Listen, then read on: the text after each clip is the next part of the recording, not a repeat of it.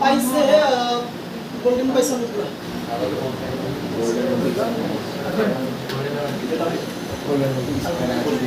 না 25 ব্যাচে মেয়েগুলো ছিল বেশি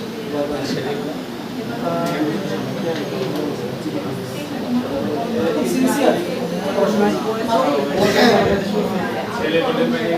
ছেলে পাইছে অনেক পাইছে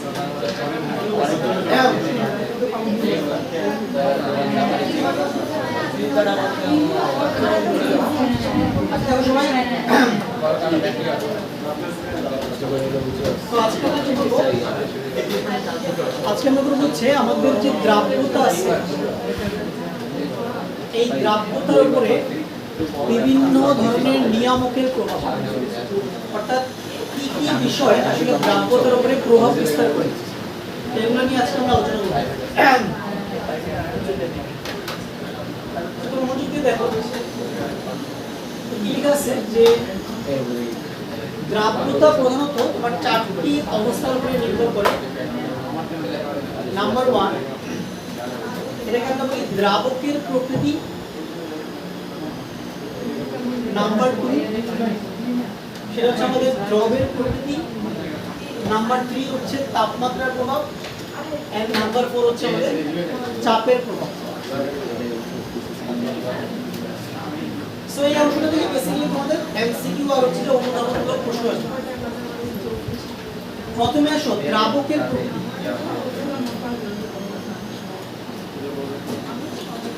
লক্ষ্য করো যে আমাদের যে দ্রাবক আছে এই দ্রাবকগুলোকে আমরা দুইটা ক্যাটাগরিতে ভাগ করতে পারি।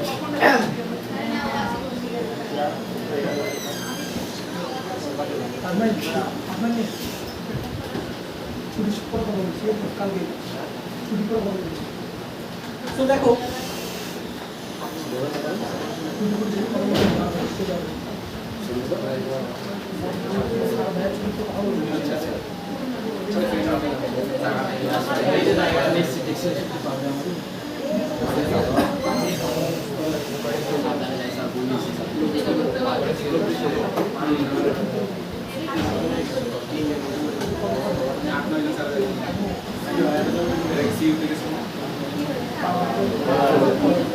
দেখো সবাই আমাদের দ্রাবক বেসিক্যালি হচ্ছে যে দুই টাইপের হতে পারে। দেখো সবাই, একটা হচ্ছে আমাদের পোলার দ্রাবক আর একটা হচ্ছে আমাদের এই অপোলার দ্রাবক। এখন সাধারণত আমাদের কেমিস্ট্রিতে একটা স্টেটমেন্ট আছে, সেটা হচ্ছে কি, এটা সবাই খাতায় লিখো, এটা আসবে তোমাদের।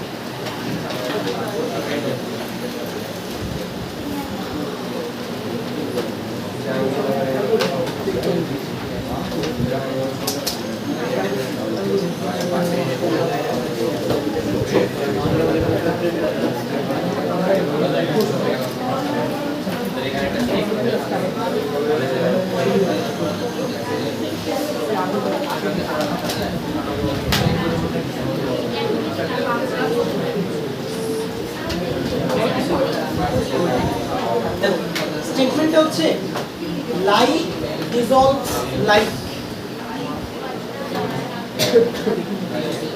এই কথাটা দিয়ে ভাই আপনি কি বলেছেন?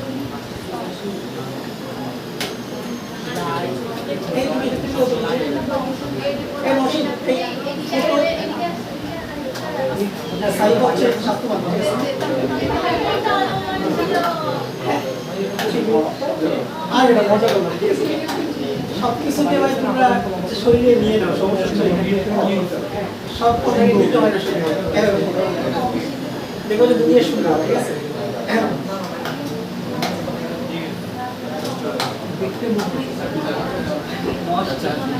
আমি আমার বিশ্ববিদ্যালয় লাইফে যে পরিমাণ গালি খাইছি, ঠিক আছে, এগুলো তুমি খাইলে, ঠিক আছে, তোমাকে খুঁজে পাওয়া উঠতে বসতে সকালবেলা বন্ধুরা তো মনে করো যে কোনো কিছু বাস বিচার করে না, যা বলছে বলবে তোমাকে। হ্যাঁ আমি দিছিলাম কিনা? গায়ে দিছিলাম না, অবশ্যই না। গায়ে নিলে তুমি শোনো, গায়ে নিলে তো তোমার বন্ধু বান্ধব সবাই তোমার শত্রু হয়ে যাবে। হ্যাঁ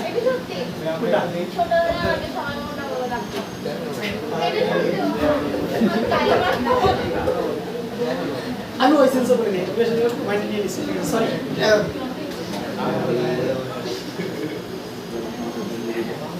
তো দেখো, সো লাইক ডিজলভস হয় কথার অর্থ।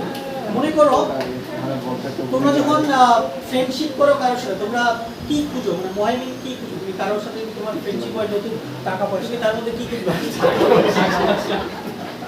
টাকা পয়সা আসলে না, টাকা পয়সা না, কি খুঁজো? কি দেখে তুমি তার সাথে ফ্রেন্ডশিপ করবা যে এই ছেলেটাকে আমার বন্ধু বানানো যায়?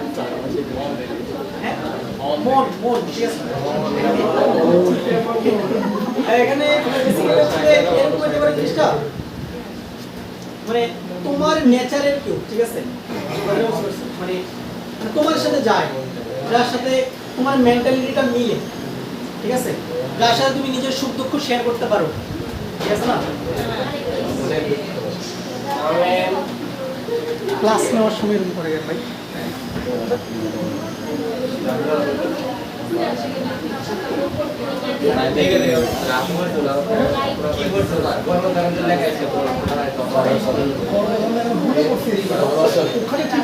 আমার দোষ, আমি ইচ্ছা করে মনে করছি।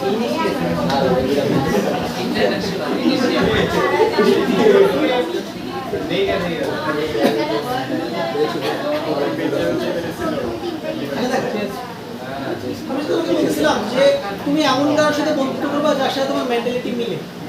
এটা হচ্ছে প্রকৃতির নেচার, প্রকৃতির নিয়ম। এই সেম নিয়মটা হচ্ছে যে রাসায়নিক পদার্থগুলোর ক্ষেত্রেই খাটে। যেমন লক্ষ্য করো, আমাদের দ্রাবক হচ্ছে দুই টাইপের, একটা হচ্ছে আমাদের পোলার দ্রাবক, আর একটা হচ্ছে কি অপোলার দ্রাবক। এখন পোলার দ্রাবকে কারা দ্রবীভূত হবে? পোলার দ্রাবক কাকে বলে? যে সমস্ত দ্রাবকের মধ্যে হচ্ছে যে পজিটিভ এবং নেগেটিভ প্রান্ত থাকে। যেমন ধরো পানি, একটা সার্বজনীন দ্রাবক, পানির অণুতে হাইড্রোজেন পরমাণুতে কি থাকে? আংশিক ধনাত্মক চার্জ, আর অক্সিজেন পরমাণুতে আংশিক ঋণাত্মক চার্জ থাকে। ওকে, তার মানে পানির মধ্যে এমন কিউ দ্রবীভূত হবে যার মধ্যে কি আছে? পজিটিভ এবং নেগেটিভ আছে। যেমন ধরো সোডিয়াম ক্লোরাইড, এটার মধ্যে Na পজিটিভ আছে, Cl নেগেটিভ আছে। Okay, potassium chloride, K positive, Cl negative. Sodium nitrate, Na positive, NO3 negative. তাহলে যার মধ্যে পজিটিভ নেগেটিভ আছে সেই কার মধ্যে দ্রবীভূত হবে? পানির মধ্যে দ্রবীভূত হবে। তার মানে আমরা এভাবে বলতে পারি যে পোলার দ্রব, পোলার দ্রাবকে কি হয়? বেশি দ্রবীভূত হয়। আর অপোলার দ্রাবকে বেশি দ্রবীভূত হয়। সো এই জিনিসটাকে কেমিস্ট্রিতে আমরা যে স্টেটমেন্টের মাধ্যমে লিখি সেটা হচ্ছে আমাদের কি? Like dissolves like. মানে একই জাতীয় জিনিসের সাথে কি হবে? বেশি দ্রবীভূত হবে। তাহলে পোলার দ্রব যাবে পোলার দ্রাবকে, অপোলার দ্রব যাবে অপোলার দ্রাবকে। সো এটাকে আমরা বলছি লাইক ডিজলভস লাইক। আশা করি জিনিসটা বুঝতে পারছি। ওকে, সো এই কথাটাই হচ্ছে এখানে লেখা আছে। দেখো এখানে বলা হচ্ছে কি? এখানে বলা হচ্ছে যে সকল দ্রাবকে দ্রবীভূত হয় না। সাধারণত পোলার অজৈব দ্রাবকে, অজৈব মানে কি?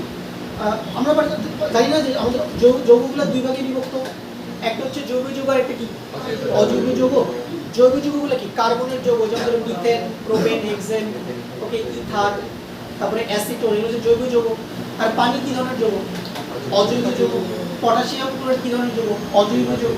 এই জন্য এরকমটা বলা হচ্ছে যে পোলার অজৈব দ্রাবকে এবং অপোলার দ্রাবকে কি হয়? দ্রবীভূত হয়। কিছু এক্সাম্পল দেওয়া আছে, দেখো। যেমন সালফার পানিতে দ্রবীভূত হয় না, কিন্তু কার্বন ডাই সালফাইডে কি? দ্রবণীয়। কেন? কারণ সালফার হচ্ছে অপোলার, কিন্তু পানি কি? পোলার। তাহলে অপোলার জিনিস কি পোলার জিনিসে দ্রবীভূত হবে না। কিন্তু কার্বন ডাই সালফাইড হচ্ছে অপোলার, তাহলে সালফারও অপোলার, কার্বন ডাই সালফাইডও কি অপোলার। এই জন্য সালফার কার্বন ডাই সালফাইডে বেশি কি হবে, দ্রবীভূত হবে। তারপরে তুমি লিখছি কি যে NaCl পানিতে দ্রবণীয় কিন্তু কেরোসিনে অদ্রবণীয়, কারণ কেরোসিন হচ্ছে অপোলার কিন্তু সোডিয়াম ক্লোরাইড তো পোলার। যেমন দেখো কার্বন টেট্রাক্লোরাইড পানিতে দ্রবীভূত হয় না কিন্তু বেনজিনে হয়, তাহলে কার্বন টেট্রাক্লোরাইড হচ্ছে অপোলার, আবার বেনজিনও অপোলার, তাহলে অপোলার অপোলার ম্যাচ করবে। পোলার দ্রবক KCl পানিতে অত্যন্ত দ্রবণীয় কিন্তু তা জৈব দ্রাবক বেনজিনে এবং কার্বন ডাই সালফাইড ইত্যাদিতে কি অদ্রবণীয়। তারপর লেখা হচ্ছে যে ইথানলের চেয়ে পটাশিয়াম ক্লোরাইড পানিতে অত্যধিক পরিমাণে দ্রবণীয়।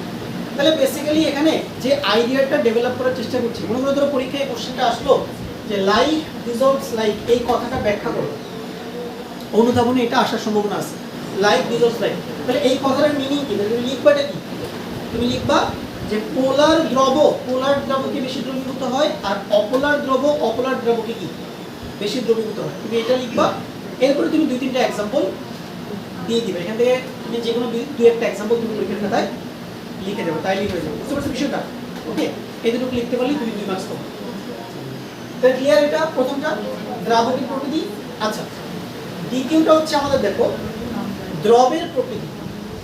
লেখা হচ্ছে দ্রবের প্রকৃতির উপর দ্রাব্যতা নির্ভর করে, অর্থাৎ একই দ্রাবকে ভিন্ন ভিন্ন দ্রব সমান পরিমাণে দ্রবীভূত হয় না। এই কথাটা দিয়ে কি বোঝাচ্ছে দেখো, মনে করো তুমি একটা পাত্রে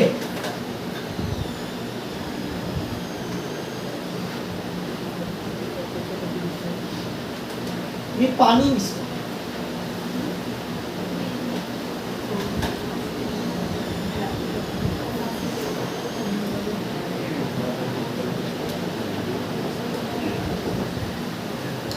ওকে। এখন তুমি পানিতে করলা কি, তুমি 3-4টা যৌগ দ্রবীভূত করলা। ধরো তুমি এখানে নিলা হচ্ছে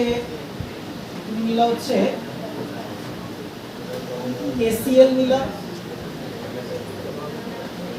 নিলা হচ্ছে পটাশিয়াম নাইট্রেট,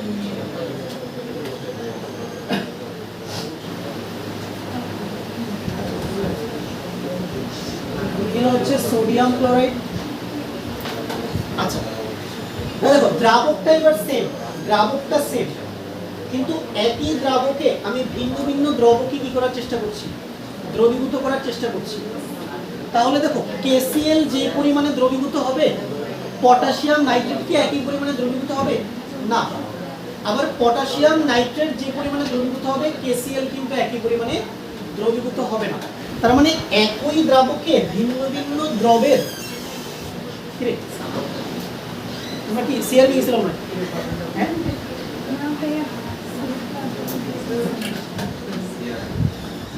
তাহলে ভাই যেটা বললাম যে একই দ্রাবকে ভিন্ন ভিন্ন দ্রব কখনোই সমান পরিমাণে কি হবে না, দ্রবীভূত হবে না। তাহলে একটা নির্দিষ্ট তাপমাত্রায় একই দ্রাবকে প্রত্যেকটা দ্রবের দ্রাব্যতা কি হবে, ভিন্ন হবে। বুঝতে পারছো বিষয়টা?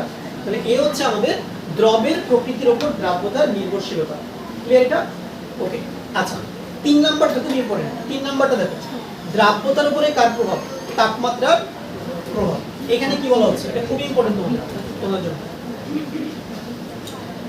দেখো এখানে বলা হচ্ছে দ্রাব্যতার উপর তাপমাত্রার প্রভাব সবচেয়ে বেশি।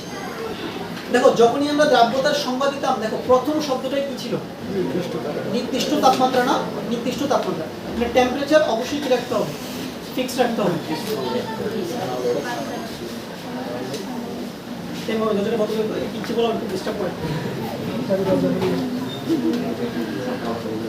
সবগুলো একদিন ঝাড়ু দিয়ে পিটাবো।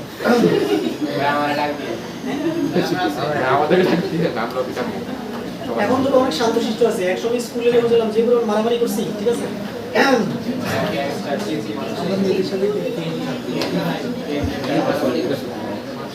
কেমিস্ট্রি যারা পড়ে এরা হচ্ছে অর্ধেক পাগল থাকে, তো মস্তিষ্কের মধ্যে সমস্যা থাকে।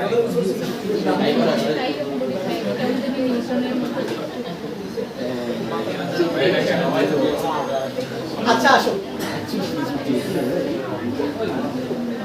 এবার দেখো বলা হচ্ছে কি কোন দ্রাবকে দ্রবীভূত করলে আমরা দু ধরনের তাপীয় অবস্থার পরিবর্তন দেখি। এই পরিবর্তন দুটি হলো, একটা হচ্ছে তাপহারী পরিবর্তন আর একটা কি তাপোৎপাদী পরিবর্তন, এটা আমরা সবাই জানি। তাইলে তুমি কিছু কিছু লবণকে পানিতে মিশালে দেখবা তাপ উৎপন্ন হচ্ছে, তখন পানিটা গরম হয়ে যাবে, বুঝতে পারছো? আবার কিছু কিছু লবণ আছে যেগুলোকে পানিতে দ্রবীভূত করলে দেখবা পানি ঠান্ডা হয়ে গেছে, তাহলে তাপশক্তি কি হচ্ছে, পানি থেকে শোষিত হচ্ছে, বুঝতে পারছো? ওকে, আচ্ছা কি লেখা আছে দেখো, যে সমস্ত দ্রবণে তাপহারী পরিবর্তন ঘটে, বুঝলে তো? এই লাইনটা মনোযোগ দাও সবাই, এই লাইনটা মনোযোগ দাও। যে সমস্ত দ্রবণে তাপহারী পরিবর্তন ঘটে সে দ্রবণের তাপমাত্রা বৃদ্ধি করলে দ্রবের দ্রাব্যতা কি পায়, বৃদ্ধি পায়। এইটা খাতায় লিখো সবাই, এটা খাতায় সবাই লিখো এই লাইনটা।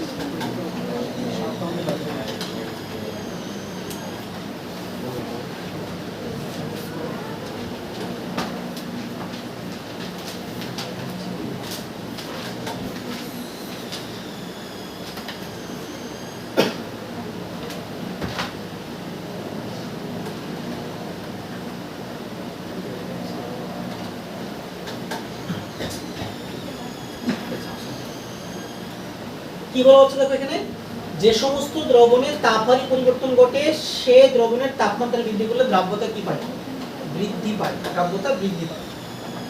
এখানে অনেকগুলো লবণের উদাহরণ দেওয়া আছে, এগুলো কিভাবে মুখস্থ করব না, ঠিক আছে? এগুলো মুখস্থ করার কোনো প্রয়োজন নাই।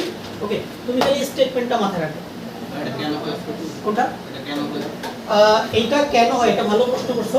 এই প্রশ্নের উত্তর আমি তোমাকে 2-3টা ক্লাস পরে দিব, মানে এই প্রশ্নটা তুমি নেক্সট 2টা ক্লাস পরে পাবা, বুঝতে পারছো? ওকে, এখন এটার উত্তর দিতে গেলে অনেকক্ষণ চলে যাবে। ওকে, সামনের টপিকগুলোতে যখন আমরা যাব তখন আমি এগুলোর ব্যাখ্যা দিব। কি কি লবণ দেখো, লবণগুলো চিনো কিনা তোমরা দেখো, পটাশিয়াম নাইট্রেট, এরপরটা কি বলো, এই বলো নেক্সট ওয়ান KCl, এরপরটা কি NH4Cl, এর নাম কি ammonium chloride, lead nitrate, silver nitrate, potassium nitrate, copper sulphate, KClO3, এটার নাম কি KClO3, potassium chlorate, potassium chlorate. তারপরে তোমার HgCl, এর নাম কি বলো নশিব, HgCl2, HgCl2, এর নাম হচ্ছে মার্কিউরিক ক্লোরাইড, ঠিক আছে? Mercuric chloride. তারপরে কি অ্যামোনিয়াম নাইট্রেট, সোডিয়াম ক্লোরাইড, এর নাম কি K2CR4। চলো ভাই কি নাম বলো, মানো না জানি না, বলো শাহিদা, বলো বলো ইফশিতা, তুমি বলো। হ্যাঁ হাই হাই কি অবস্থা, বলো শাদিয়া, তুমি বলো।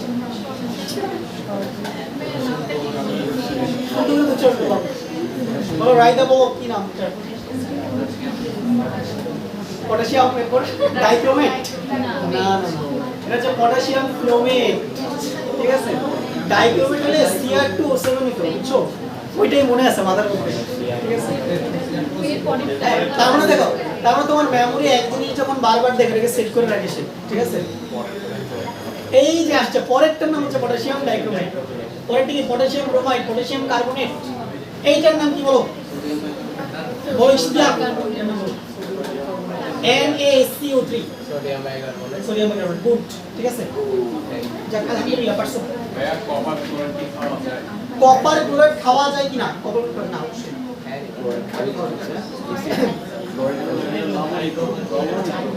দেখো এই লবণগুলা, দেখো এই লবণগুলা কেমন, এই লিস্টে যতগুলো লবণ আছে এই সবগুলো লবণকে তুমি যদি পানিতে দ্রবীভূত করো পানি ঠান্ডা হয়ে যাবে, কারণ কি ধরনের পরিবর্তন, তাপহারী পরিবর্তন। এবং তুমি যদি টেম্পারেচার ইনক্রিজ করো এরপরে দেখবে যে দ্রাব্যতা আস্তে আস্তে কি পাচ্ছে, বৃদ্ধি পাচ্ছে। কথাটা বুঝতে পারছো? মনে করো 20 ডিগ্রি সেলসিয়াসে যদি 100 গ্রাম পানিতে 50 গ্রাম লবণ থাকে, তুমি যদি টেম্পারেচার 30 ডিগ্রি সেলসিয়াস করে দাও দেখবা যে ওই 100 গ্রাম পানিতে দেখবা যে 60-70 গ্রাম লবণ কি হবে, দ্রবীভূত হয়ে যাবে। তো তাপমাত্রা খুবই গুরুত্বপূর্ণ জিনিস। চলো নেক্সট ওয়ান কি বললাম, যে কোন কোন যৌগ বিশেষত ক্যালসিয়ামের যৌগগুলোর দ্রাব্যতা তাপমাত্রা বাড়ার সাথে সাথে কি কমে যায়। যেমন ক্যালসিয়ামের যৌগ এখানে কি আছে, একটাই আছে, দুইটা আছে সরি, একটা হচ্ছে ক্যালসিয়াম হাইড্রোক্সাইড, এটা কি ক্যালসিয়াম ক্লোরাইড। আরো কিছু লবণ আছে যেমন ধরো zinc sulphate, ferrous sulphate, lithium sulphate, এখানে সংকেত ভুল আছে। এরা যারা টাইপ করে এরা হলো কি খায় যে টাইপ করে আলাদা জানে, এটা হবে Li2SO4 বিকজ সালফেটের যদি নিতে হবে লিথিয়াম যদি কত 1। ওকে আচ্ছা, এছাড়াও রয়েছে সোডিয়াম হাইড্রোক্সাইড, এর পরেরটা কি বলো তো CE, এটা তোমরা দেখছো এই মৌলটা CE, এর নাম হচ্ছে সিরিয়াম, এর নাম কি সিরিয়াম, তাহলে সিরিয়াম সালফেট, তাহলে এই যৌগটা দেখা বলো তো সিরিয়ামের যোজনী এখানে কত? 3। ইয়েস, হ্যাঁ গুড। সিরিয়ামের 3, সালফেটের কত? 2। বলতে দেখো এইসব ক্ষেত্রে দ্রাবকে দ্রবীভূত হলে তাপ উদ্ভূত হয়, মানে তাপ উৎপন্ন হয়, তাহলে তাপ উৎপাদী পরিবর্তন। তাই লা শাতেলিয়ার নীতি অনুযায়ী তাপমাত্রার বর্ধিত প্রভাব প্রশমনের জন্য উচ্চ তাপমাত্রায় সাম্যাবস্থা বামমুখী হয় এবং উচ্চ তাপমাত্রায় পদার্থগুলোর দ্রাব্যতা কমে যায়। এই ক্ষেত্রে দ্রবণ এনথালপি ডেল্টা এইচ এর মান ঋণাত্মক হয়। তোমরা সবাই লা শাতেলিয়ার নীতি পড়ছো না? পড়ছো কিনা? ওকে, লা শাতেলিয়ার নীতি, ওই নীতিতে কি ছিল? যে সমস্ত বিক্রিয়ার ক্ষেত্রে তাপ উৎপাদী পরিবর্তন ঘটে তাদের ক্ষেত্রে তাপমাত্রা বাড়লে সাম্যাবস্থা কোন দিকে সরে যেত? বাম দিকে সরে যেত। বুঝতে পারছো বিষয়টা? সো এই কারণে মূলত দ্রাব্যতাটা কমে যায়। ওকে, তাহলে কি কি পয়েন্ট মাথায় রাখবা? যে সমস্ত লবণ পানিতে দ্রবীভূত হলে তাপ হারি পরিবর্তন ঘটে তাদের ক্ষেত্রে তাপমাত্রা বাড়লে দ্রাব্যতা বৃদ্ধি পায়। আর যে সমস্ত লবণ পানিতে দ্রবীভূত হওয়ার সময় তাপোৎপাদী পরিবর্তন ঘটে তাদের ক্ষেত্রে তাপমাত্রা বৃদ্ধি করলে দ্রাব্যতা হ্রাস পায়। তাহলে এটাও লিখে রাখো খাতায় সবাই। যে সমস্ত লবণ পানিতে দ্রবীভূত হলে, যে সমস্ত লবণ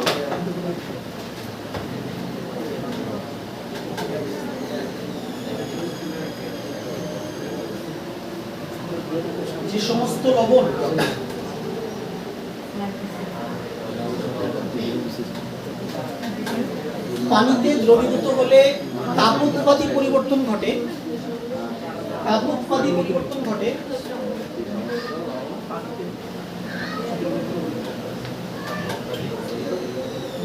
তাপোৎপাদী পরিবর্তন ঘটে যে সমস্ত লবণ পানিতে দ্রবীভূত হলে তাপোৎপাদী পরিবর্তন ঘটে, যে সমস্ত লবণ পানিতে দ্রবীভূত হলে তাপোৎপাদী পরিবর্তন ঘটে তাদের ক্ষেত্রে তাপমাত্রা বাড়ালে দ্রাব্যতা হ্রাস পায়। তাদের ক্ষেত্রে দ্রাব্যতা বাড়ালে তাপমাত্রা হ্রাস পায়। আমি কি বলছি? দ্রাব্যতা বাড়ালে বলছি? এই যে বলছিল মাথায় সমস্যা আছে, সেক্ষেত্রে তাপমাত্রা বাড়ালে দ্রাব্যতা হ্রাস পায়।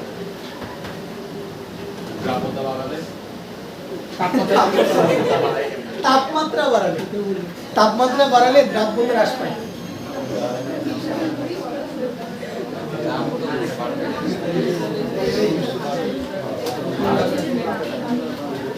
আচ্ছা, বুঝতে পারছি, লিখতে পারবো।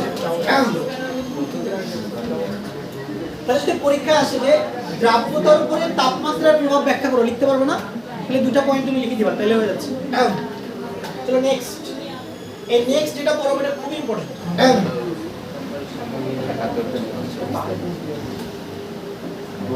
দেখো এবার তুমি একটা ইম্পর্টেন্ট জিনিস পড়ো। দেখো বলছে আবার কোন পদার্থের দ্রাব্যতা, দেখো কোন পদার্থের দ্রাব্যতা তাপমাত্রা বৃদ্ধির সাথে নির্দিষ্ট উচ্চ তাপমাত্রা পর্যন্ত ধীরে ধীরে বৃদ্ধি পায়, কিন্তু ওই নির্দিষ্ট তাপমাত্রার পর ওই পদার্থের দ্রাব্যতা অধিক উচ্চ তাপমাত্রায় আবার হ্রাস পায়। সাধারণত যেসব শোধক লবণ উচ্চ তাপমাত্রায় অনার্দ্র হয় তাদের ক্ষেত্রে দ্রাব্যতার এরকম পরিবর্তন দেখা যায়। এটা দিয়ে ভাই কি বোঝাচ্ছে? শোধক লবণ বোঝাচ্ছে জিনিসটা কি?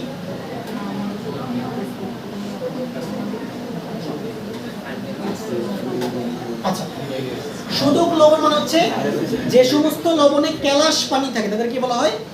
শোধক লবণ। মানে শোধক মানে হচ্ছে পানিযুক্ত, শোধক শব্দের বাংলা কি? পানি। ওকে, দেখো এই উদাহরণটা পড়ো একটু।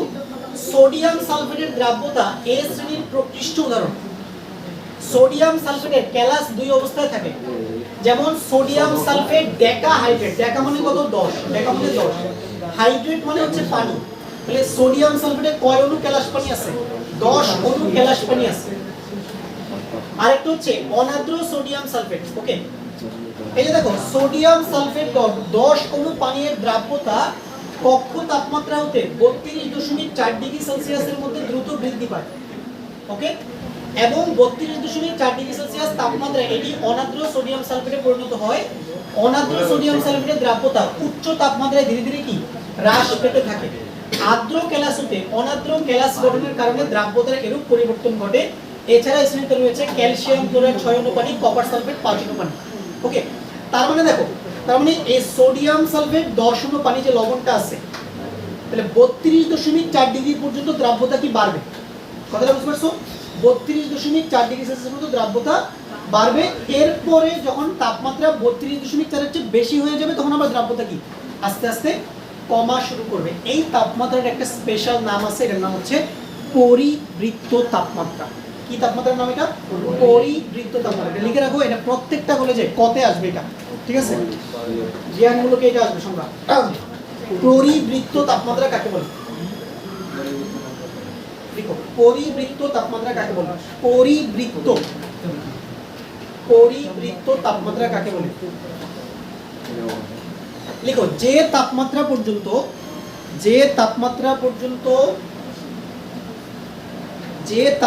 পর্যন্ত কোনো লবণের দ্রাব্যতা বৃদ্ধি পায়, যে তাপমাত্রা পর্যন্ত কোনো লবণের দ্রাব্যতা বৃদ্ধি পায়, যে তাপমাত্রা পর্যন্ত কোনো লবণের দ্রাব্যতা বৃদ্ধি পায়, কিন্তু ওই তাপমাত্রার উপরের যে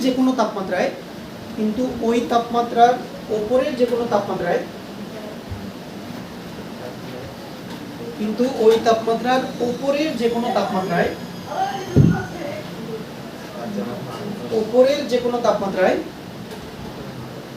লবণের দ্রাব্যতা হ্রাস পায়, লবণের দ্রাব্যতা হ্রাস পায়,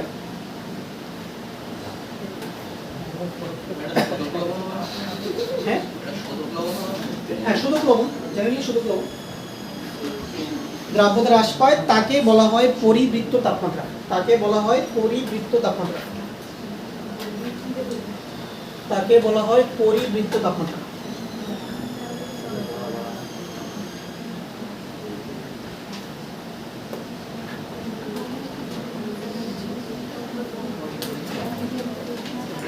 তাহলে বুঝে গেল জিনিসটা, খুবই ইম্পর্টেন্ট একটা জিনিস, ঠিক আছে? এটা কিন্তু আসে পরীক্ষায়। তাহলে দ্রাব্যতার উপরে তাপমাত্রার প্রভাব ক্লিয়ার, ঠিক আছে? ওকে, নেক্সট আমরা চলে যাব আমাদের পরবর্তী কিছু এখানে বাংলা কথাবার্তা আছে, এগুলো তোমাদের খুব বেশি ইম্পর্টেন্ট না, খালি একটু রিডিং করে দেখি কি অবস্থা। ওকে, তো আমাদের কেমিস্ট্রিতে একটু থিওরিটিক্যাল পড়াশোনা একটু বেশি, মানে অনেক চ্যাপ্টারে এরকম থিওরিটিক্যাল পড়াশোনা আছে, এখান থেকে কোশ্চেন আসে। তো যাদের মেডিকেল টার্গেট তাদের জন্য এরকম বইয়ে লাইন বাই লাইন পড়তে হবে। দেখো কি বলছে, তবে সংকট তাপমাত্রার কাছাকাছি উচ্চ তাপমাত্রায় পানিতে আয়নিক যৌগের দ্রাব্যতা কমতে থাকে, কারণ তখন পানির দশা ও গঠন পরিবর্তিত হয়। তারপরে বলা হচ্ছে দেখো, তাপমাত্রা বাড়লে পানিতে গ্যাসের দ্রাব্যতা কমে, কিন্তু জৈব তরলে গ্যাসের দ্রাব্যতা বাড়ে। পানিতে গ্যাস দ্রবীভূত হবার সময় সাধারণত তাপোৎপাদী পরিবর্তন ঘটে বলে এরূপ হয়। আচ্ছা, পানিতে গ্যাস আছে, এরকম একটা উদাহরণ দিতে পারবো আমাকে? পানিতে গ্যাস আছে, পানিতে গ্যাস দ্রবীভূত অবস্থায় আছে, এরকম একটা এক্সাম্পল দাও আমাকে। এই যে ভেরি গুড, ও বলছে ভাই 7 আপ খাইছো তোমরা? লাস্ট বার 7 আপ খাইছো? ঠিক আছে, স্প্রাইট খাইছো? স্প্রাইট, কোকা কোলা সবই খাইছো? কি রে ভাই, তুমি তো সব কোল্ড ড্রিঙ্কসের পাগল, ঠিক আছে? স্বাস্থ্যের জন্য খুবই ক্ষতিকর কোল্ড ড্রিঙ্কস, ঠিক আছে? এগুলো খায় না। দেখ তোমাদের বয়স কেমন, লিভার তোমাদের এখন একটা লিভার এখন 40-50 বছর বয়সী লোকের 2টা লিভারের সমান। তোমার লিভার এখন সহ্য করতে পারবে? যেমন তোমাদের হচ্ছে যে বার্গার পিৎজা এগুলো দেখলেই অবস্থা খারাপ, খাইতেই হবে। পকেটের টাকা আর যদি সামনে থেকে বার্গার বানাচ্ছে, তো বাইরের ফাস্টফুড একটু কম খাবো তোমরা। কোল্ড ড্রিঙ্কসটা অ্যাভয়েড করার ট্রাই করো, কোল্ড ড্রিঙ্কসটা কিন্তু একদমই ভালো না। কোল্ড ড্রিঙ্কসের যে সুগারটা থেকে এটা খুবই ক্ষতিকর। দেখো এই যে কোল্ড ড্রিঙ্কস তোমরা যে খাও, তুমি যখন কোল্ড ড্রিঙ্কসের অনেকে আছে ওই যে বোতলের যে মুখ, এটা খোলার সাথে সাথে কি হয়?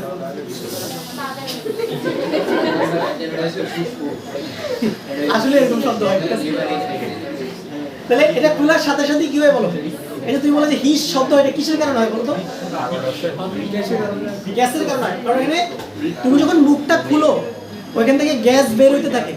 এখন এই গ্যাসটা কোথায় থাকে? এই গ্যাসটা একদম ঠিক উপরের দিকে কিছু গ্যাস থাকে, আর কিছু গ্যাস হচ্ছে যে তোমার পানির মধ্যে দ্রবীভূত অবস্থায় থাকে। কথাটা বুঝতে পারছো কিনা? ওকে, তার মানে পানিতে কিন্তু গ্যাস দ্রবীভূত হইতে পারে। তারপরে দেখবা পানিতে অ্যামোনিয়া গ্যাসও কি হইতে পারে। যেমন তোমরা অ্যামোনিয়া যখন পড়ো, অ্যামোনিয়া নিয়ে যখন তোমরা পড়াশোনা করো তখন তুমি কীভাবে লিখো? অ্যামোনিয়াম হাইড্রোক্সাইড লিখো। এই অ্যামোনিয়াম হাইড্রোক্সাইড কখন লেখা যায়? যখন অ্যামোনিয়া কার কন্ট্যাক্টে আছে? পানির কন্ট্যাক্টে আছে। অ্যামোনিয়া যদি পানির কন্ট্যাক্টে না থাকে তাহলে কিন্তু অ্যামোনিয়াম হাইড্রোক্সাইড লেখা যাবে না, কারণ অ্যামোনিয়া তখন পানির কন্ট্যাক্টে থেকে পানির সাথে যুক্ত হয়ে কি বানায় ফেলে? অ্যামোনিয়াম হাইড্রোক্সাইড বানায় ফেলে। ওকে, আচ্ছা, তারপর দেখো কি লিখছে, জৈব যৌগের দ্রাব্যতা অধিকাংশ ক্ষেত্রে তাপমাত্রা বৃদ্ধির সাথে সাথে বাড়ে। অধিকাংশ সাবান ও ডিটারজেন্ট গরম পানিতে ভালো কাজ করে। এটা তোমরা সবাই জানো, তোমরা যখন কাপড় চোপড় বাসা পরিষ্কার করছো মেজরিটি পার্সেন্ট টাইম তুমি দেখবে যে তুমি গরম পানির মধ্যে কাপড় চোপড় চুবাই রাখো, যাতে করে ভালোভাবে ময়লা পরিষ্কার হয়। ওকে, আচ্ছা, তার কারণগুলোর মধ্যে একটি হচ্ছে এগুলো গরম পানিতে অধিক ময়লা দূর করতে এবং সেই অপ্রয়োজনীয় দ্রবগুলোকে দ্রবণে ধরে রাখতে সমর্থ।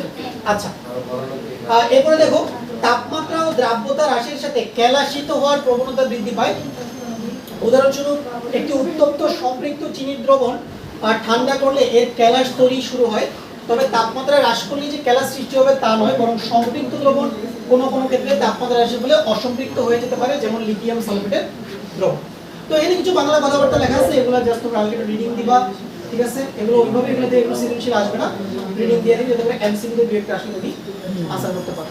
ওকে, তো নেক্সট আমরা যেটা করব, চলো, চাপের প্রভাব। এটা খুব ইম্পর্টেন্ট, এইটা থেকে অ্যাডমিশনের কোশ্চেন আসে। চাপের প্রভাব দেখো, মাত্রই আমি তোমাকে বুঝাইলাম যে পানির মধ্যে গ্যাস দ্রবীভূত থাকতে পারে। যেমন এই যে যে কোনো কোল্ড ড্রিঙ্কসের বদলে কোন গ্যাসটা পানিতে দ্রবীভূত থাকে বলো তো? Carbon die oxide. এমন দেখো এটা কিন্তু অনেক উচ্চ চাপে কি থাকে? দ্রবীভূত থাকে না? যখন তুমি বোতলের মুখটা খুলো তখন চাপ কমে যায়, যার জন্য ভিতর থেকে গ্যাস কি এই পানি সহ বাইরে বের হয়ে আসে। আরেকটা এক্সপেরিমেন্ট করতে পারো, মেন্টোস দিয়ে দিলে, এটা তোমরা কখনো করছো কিনা আমি জানি না, করছো? কারা করছো এই এক্সপেরিমেন্ট? কোল্ড ড্রিঙ্কসের মধ্যে একটা মেন্টোস দিয়ে দিবা। মেন্টোস কি পাওয়া যায় এখন? পাওয়া যায়? মজা আছে তো খাইতে, আগে খাইলাম।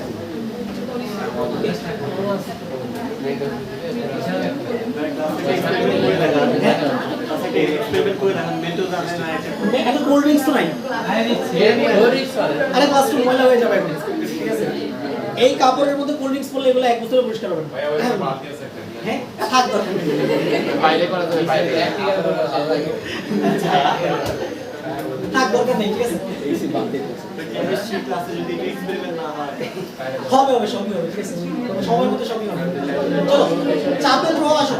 দেখো কি লেখা হয়েছে, কঠিন বা তরল পদার্থের উপর, কঠিন বা তরল পদার্থের উপর চাপের কোনো প্রভাব নেই, তবে গ্যাসের ক্ষেত্রে দ্রাব্যতার উপর চাপের প্রভাব আছে। যেমন চাপ বৃদ্ধি করলে পানিতে কার্বন ডাই অক্সাইডের দ্রাব্যতা বৃদ্ধি পায় এবং চাপ হ্রাস করলে হ্রাস পায়। যেমন কার্বোনেটেড বেভারেজ, যেমন যে কোনো কোল্ড ড্রিঙ্কস, উচ্চ চাপে পানিতে অনেক বেশি কার্বন ডাই অক্সাইড দ্রবীভূত করা হয় এবং বোতলের বা পাত্রের মুখ বন্ধ করে দেওয়া হয়। যখন পাত্রটি বন্ধ থাকে তখন তরলের উপরের গ্যাস এবং দ্রাবকের দ্রবীভূত গ্যাসের মধ্যে একটি সাম্যাবস্থা থাকে। এই কথাটা দিয়ে কি বোঝাচ্ছে?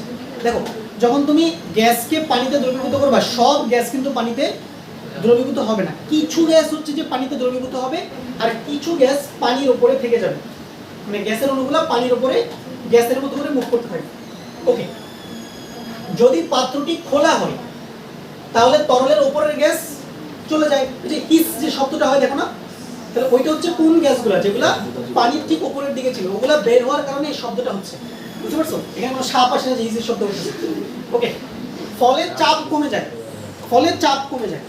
হ্যাঁ, তরলের উপরে নিম্নচাপ দ্রবণতে গ্যাসগুলো বের হতে সাহায্য করে। মানে যখন তোমার চাপটা কমে যাবে তখন তোমার কি হবে? ওই চাপ কমে যাওয়ার কারণে ওই পানি সহ বাকি গ্যাসগুলোও কি বোতলের মুখ দিয়ে বের হয়ে যাবে। এবার আসো চাপের প্রভাব বিষয়ক সমস্যা, হেনরির সূত্র বা হেনরির ধ্রুবক। দেখো, তরল দ্রাবকে গ্যাসীয় দ্রব্য দ্রবীভূত হওয়ার ক্ষেত্রে চাপের প্রভাব রয়েছে। ব্রিটিশ রসায়নবিদ উইলিয়াম হেনরির মতে, একজন বিজ্ঞানী উইলিয়াম হেনরি, উনি বলতেছে কি, স্থির তাপমাত্রায় কোনো তরল পদার্থে কোনো গ্যাসের দ্রাব্যতা প্রযুক্ত চাপের সমানুপাতিক। এটাকে বলা হয় হেনরির সূত্র। ওকে, তাহলে সবাই খাতায় লিখো, হেনরির সূত্র। হেনরির সূত্র কিসের দ্রবণ? এটা সেভলন। তেল না ভাই, তেল না, তেলের মতো দেখতে লাগছে, তেল অন্য কিছুর মতো লাগছে। তাহলে সবাই লিখো এটা হেনরির সূত্র। লিখো স্থির তাপমাত্রায়, স্থির তাপমাত্রায়, স্থির তাপমাত্রায়, স্থির তাপমাত্রায় কোন তরল পদার্থে, কোন তরল পদার্থে, কোন তরল পদার্থে, কোন তরল পদার্থে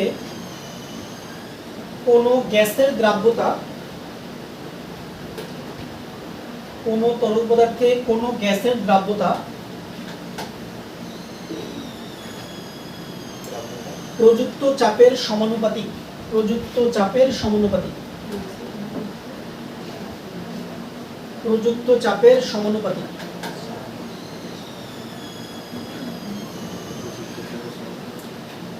অর্থাৎ দেখো কি লেখা যাচ্ছে, S সমানুপাতিক P লেখা যাচ্ছে না, তাহলে প্রেসার বাড়াইলে, তুমি যদি প্রেসার বাড়ায় দাও তাহলে গ্যাসের দ্রাব্যতা বাড়বে, আর প্রেসার কমাই দিলে গ্যাসের দ্রাব্যতা কমে যাবে।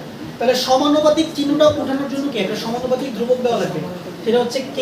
তাহলে আমাদের ফর্মুলাটা কি দাঁড়াচ্ছে দেখো, S = Kp, S = Kp। ওকে, তাহলে এখানে K এর পরিচয় কি, এখানে K হচ্ছে, দেখো এখানে K হচ্ছে হেনরির ধ্রুবক, কারণ এই সূত্রটা আবিষ্কার করছে কে, উইলিয়াম হেনরি। তাহলে K হচ্ছে এখানে হেনরির ধ্রুবক, যা গ্যাস ও তরল দ্রাবকের প্রকৃতি।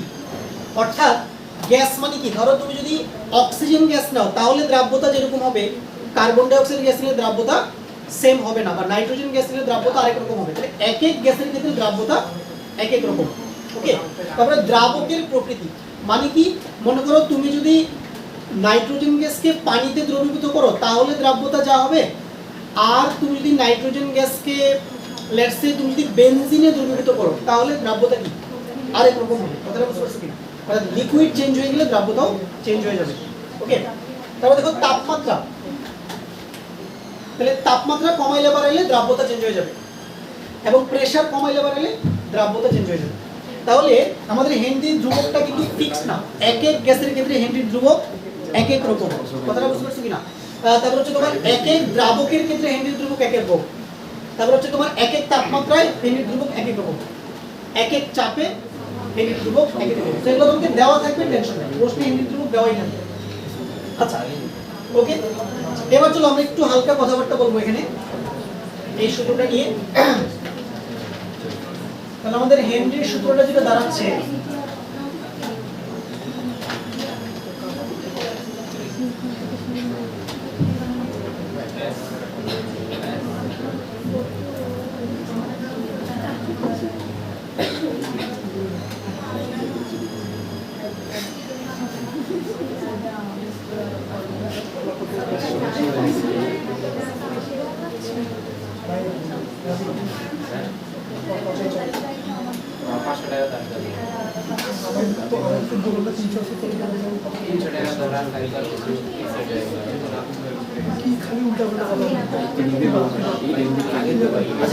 সবাই তাহলে আমাদের তরলে, তরলে গ্যাসের দ্রাব্যতা সূত্র কি, S = Kp।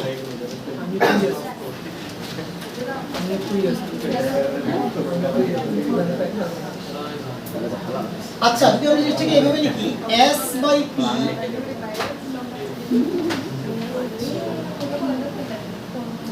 = K, এভাবে লেখা যায়।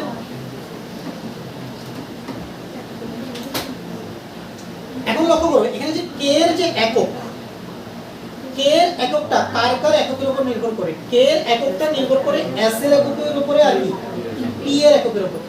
যেমন ধরো যদি S এর একক হয়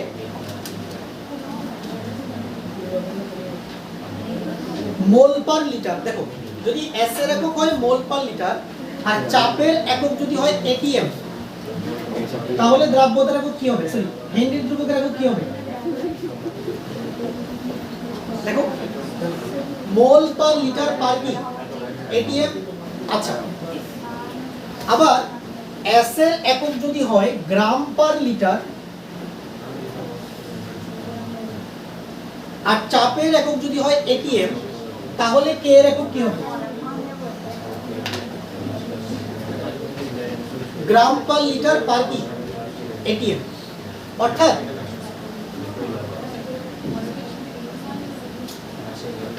কে এর একক সম্পূর্ণরূপে নির্ভর করে কার উপর? এস এর এককের উপরে আর হচ্ছে পি এর এককের উপর।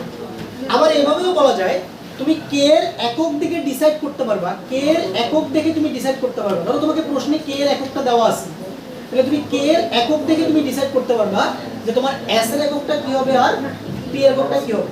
যদি কে এর একক উপরেরটা দেওয়া থাকে তাহলে তোমাকে বুঝে নিতে হবে যে এস কোন এককে আছে, মোল পার লিটারে আছে, আর প্রেসার কোন এককে আছে, এটিএম এ আছে।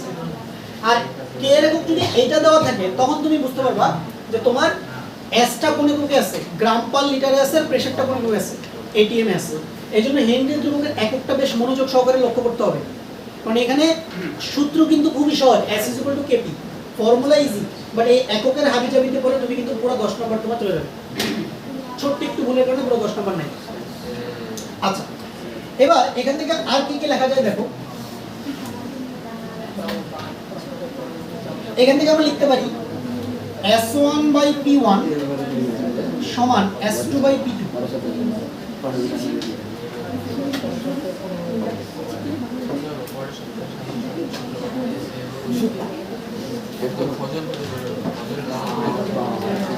এটা লেখা যাবে কেন? কারণ S/P সমান সমান কি K। তাহলে যদি S বেড়ে যায়, দেখো যদি S বেড়ে যায় তাহলে প্রেসারও বাড়তে হবে, এমন ভাবে বাড়বে যাতে করে এই অনুপাতের মানটা সর্বদা কি থাকে, স্থির থাকে। বুঝতে পারছো বিষয়টা? তাহলে আমরা এইভাবে লিখতে পারবো, ধরো তোমাকে একটা পার্টিকুলার প্রেসারে দ্রাব্যতা দেওয়া আছে, আর একটা প্রেসারে দ্রাব্যতা বের করতে হবে, তাহলে তুমি সরাসরি এই ফর্মুলাটা ইউজ করতে পারবে, S1/P1 = S2/P2। তো এই ধরনের অঙ্ক কিন্তু পরীক্ষা আসে। তোমরা যখন নেক্সট ক্লাসে করব, লাস্ট একটা জিনিস দেখো, সেটা হচ্ছে দেখো গ্রাফ।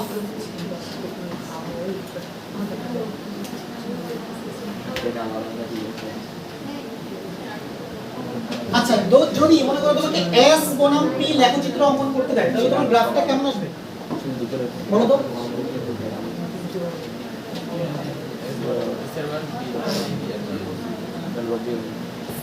বলতে পারবে গ্রাফটা কেমন আসবে S বনাম P? উপরের দিকে যাবে। উপরের দিকে যাবে। কি রকম হবে গ্রাফটা? P এর মান বাড়লে S এর মানও বাড়বে। বলো তুমি কি এই লাজমিন বলো, এরিনা মাইশা কি বলো, গ্রাফ কেমন হবে?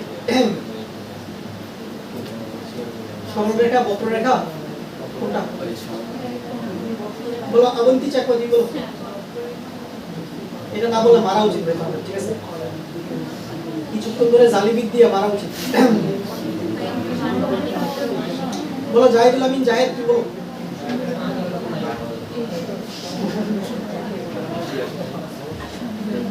মানে বলো এখানে বলো, জিশান তুমি বলো। সরলরেখা। দেখো এটা দেখেই বোঝা যাচ্ছে, দেখো S কে আমি কোন অক্ষে রাখছি? Y অক্ষে। আর প্রেসার কে কোন অক্ষে রাখছি? X অক্ষে। আর K কে আমরা M চিন্তা করতে পারি।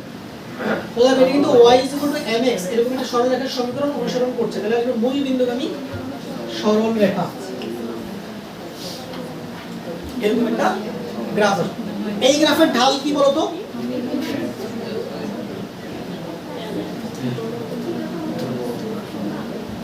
এই গ্রাফের ঢাল কি কে না? এই কে এর পরিচয় কি ছিল? হেনরির ধ্রুবক। অনেক সময় এরকম ঢালও দেওয়া থাকতে পারে।